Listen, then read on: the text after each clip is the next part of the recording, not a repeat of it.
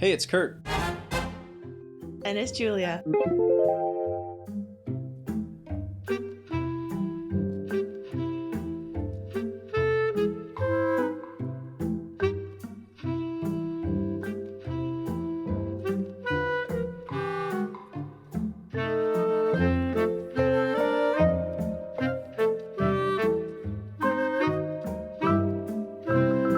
Yeah, I talked to Mandy and I said, hey, we need to get together with Kurt. I gotta be in a group with him so I can get to know him better.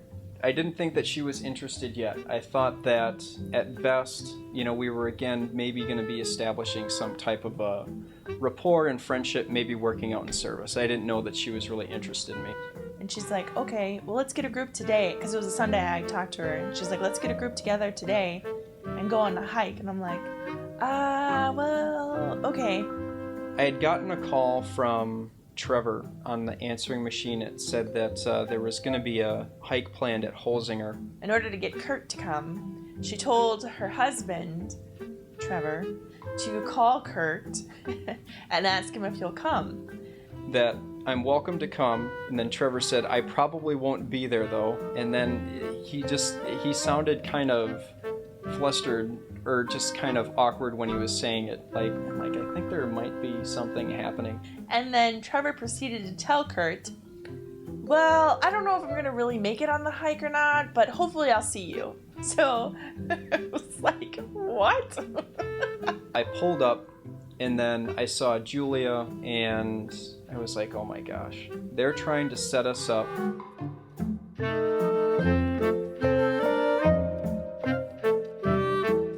I walked up, played it cool, I downplayed it and said, hello, how's it going? And then I remember her saying, hi, Kurt. He says he had a clue, but he doesn't have a clue.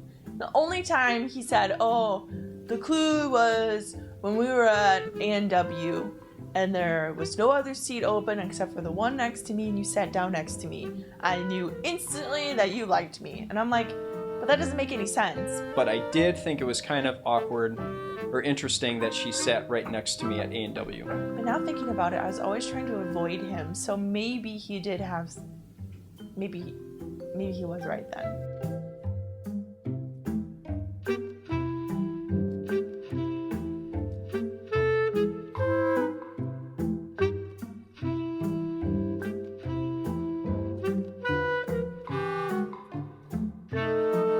He was very quiet, kind of awkward.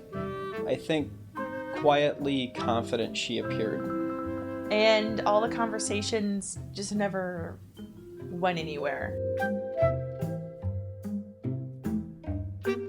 She was sitting with your brother Jason. I do not remember.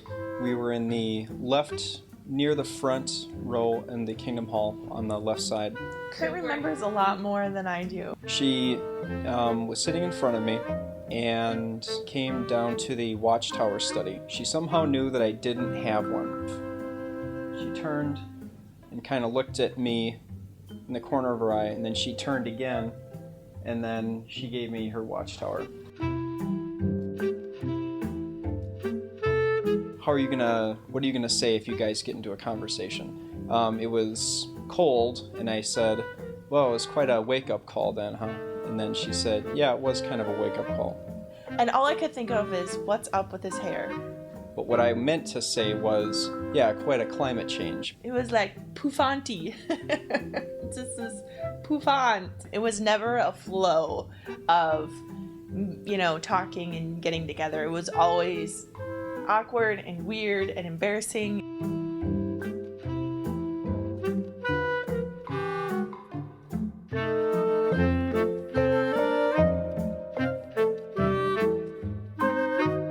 And I knew that she had a pretty big support system around her, and I was afraid that, be like, okay, what does this guy think he's trying to pull a fast one over us? It was kind of, okay, well, what's something that's really non-threatening that might be fun for them, whether or not they've done it before?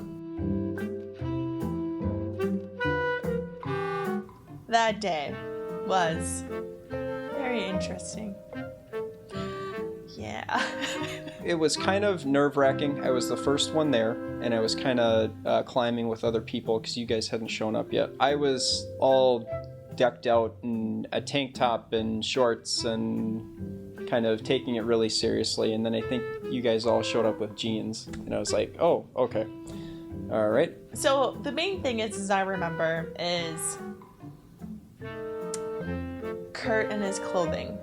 The main thing I remember. But also that he wore his brown leather jacket. So I was trying to be calm and relaxed about it. He had that, his tight pants. Then, when we got there, he decided to change out of his pants into these shorts. They were short shorts. You had to pick a belay, and right away, I claimed Jamie. Interesting part was I kept climbing with John the whole time. So anyway. Kurt, apparently, is what I heard. He wanted to be my belay. Is that right? Is that how you say it?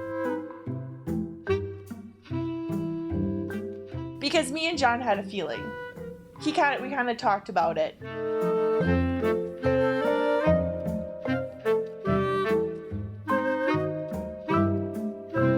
We ended up going to a restaurant with Gina and Kennard.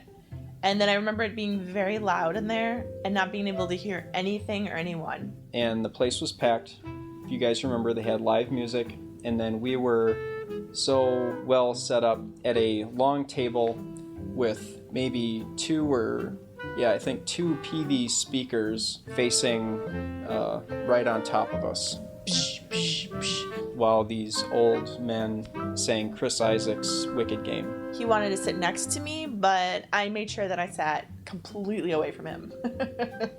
And I'm sitting at the head of the table, and Julia's on the far right, I believe. Everyone's trying to talk and across from the table and talk like this and get information. And then I'm just sitting there eating my food, and I'm like, this is absolutely ridiculous. This is another failed attempt to try and have any kind of dialogue with your family. Wow, he really did try different times.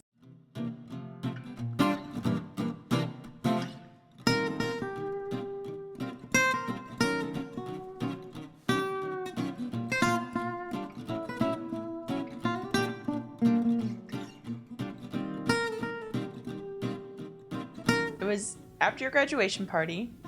We ended up at Dad's house, and it was like 2:30. I mean, it was like early morning. You were opening your presents, and we were talking, and then all of a sudden, you stopped and you're like, Julia? I think this is for you because it says, Dear Julia. I think it's from Kurt.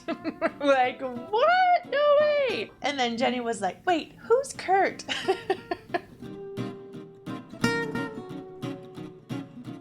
Maybe if you just wrote her a letter and gave her some things of yours, that might kind of leave her with sort of a good impression of you. I was thinking I could give her a wristwatch of mine, and it had like a timer on it. I had to even re-ask him what was in the box. Mechanical pencil and a pen for service work, and then a flashlight that doubled as a window punch. It was like weird items. In the event that she's got to save somebody or save herself.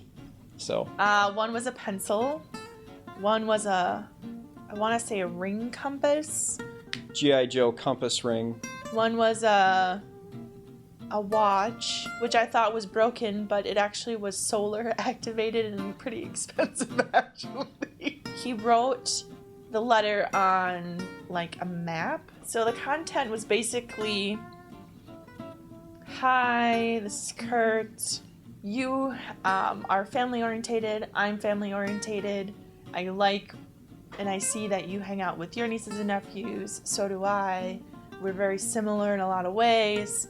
Can you keep in contact with me even though I know you're leaving, some kind of like correspondence or whatever. I told her, I'm sorry we didn't get a chance to talk very much. I just wanted you to know that I really appreciate and respect the way that you take care of your family. She was taking care of Gavin quite a bit at the book studies, while Jordan had Grady. Wanted to let her know that that's something that's really important to me as family, and hope that these things serve you well and stuff like that. I didn't give it to her, obviously, because I didn't want to put her on the spot, so I instead set it on the back steps of John's house and told him there's going to be a package and a gift. And again, I was afraid of her reaction and really, really nervous, because I was afraid either she thought it was really weird and really kind of creepy, or maybe she did like it, and now what? Like, I didn't know what to do. I didn't know how to respond. I didn't want to start anything. I kind of didn't get any sort of a response. Really kind of made me feel about this tall. So I never responded to the letter. I was just trying to avoid him because I didn't know what to say.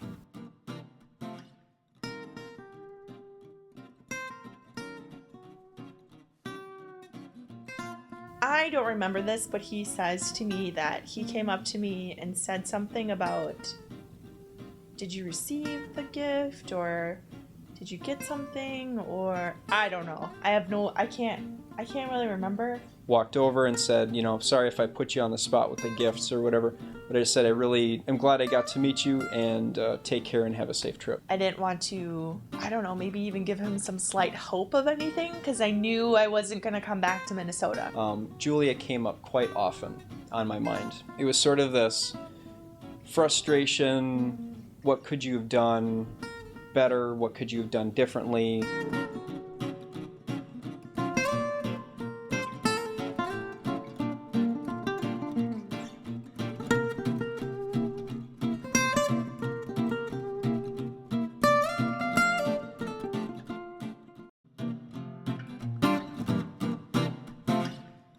Because I was just trying to avoid him because I didn't know what to say. Oh, I never really addressed anything with him. Hopefully it's not awkward. I don't know if he will talk to me. What was going through my mind was, you are going to totally downplay the fact that she is here and not try to let her know that you're really glad to see her. I went up to use the drinking fountain, and that was all I was going to do. I knew Julia was there because I did see her, and then I was kind of faced with a lot of people to kind of traverse and get over to the drinking fountain. And then Tori says, "Where are you headed?" And I'm like, "To the drinking fountain." My thought was, she thinks you're wanting to get as close as possible to Julia and say hello. But you were. No, I was wanting to get to the drinking fountain. And then I talked to my mom about Tori's statement after, and I was like, why does she think that I'm trying to get to Julia all the time? Everyone thinks that I'm trying to get to Julia all the time. Because you were. I was just wanting to get to the drinking fountain. I was wondering, okay, did we get put in this study group together because people are trying to keep an eye on me?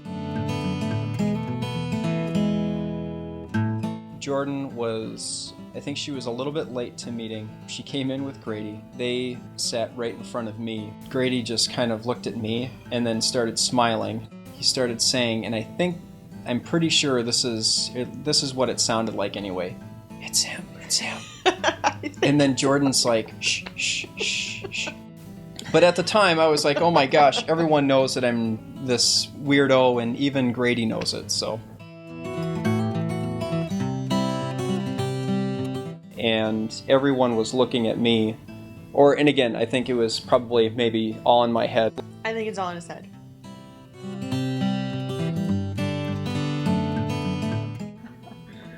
So there's never a dull moment with him.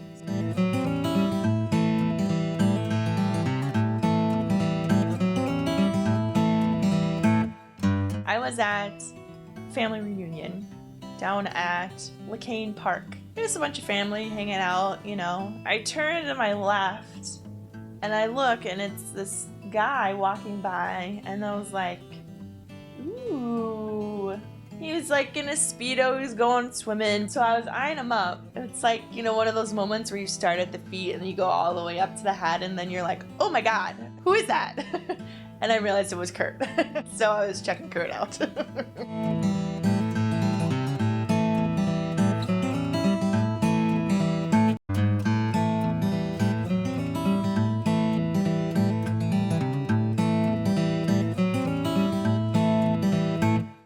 We were standing in a group. He was walking up on my right. Just make some kind of a humorous comment and see what happens. And he was taking his broom back to the brothers. The pressure seemed to be off. It wasn't awkward. He basically just said, hey, how's it going? And then he's like, you guys are a little late for cleaning. Where are your brooms, guys? We're gonna try tomorrow or something like that. I just was like shocked that he actually talked to us because he hadn't talked to me this whole time. And then I walked away and I'm like, okay, that didn't go so bad actually.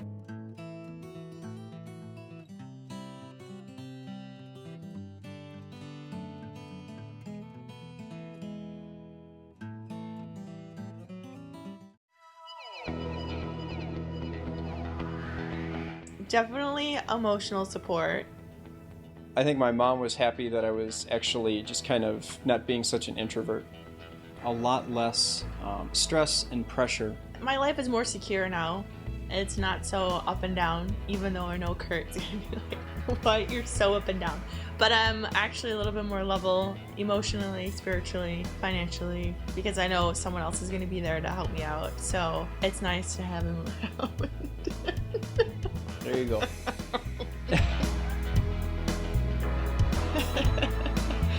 It's a wrap.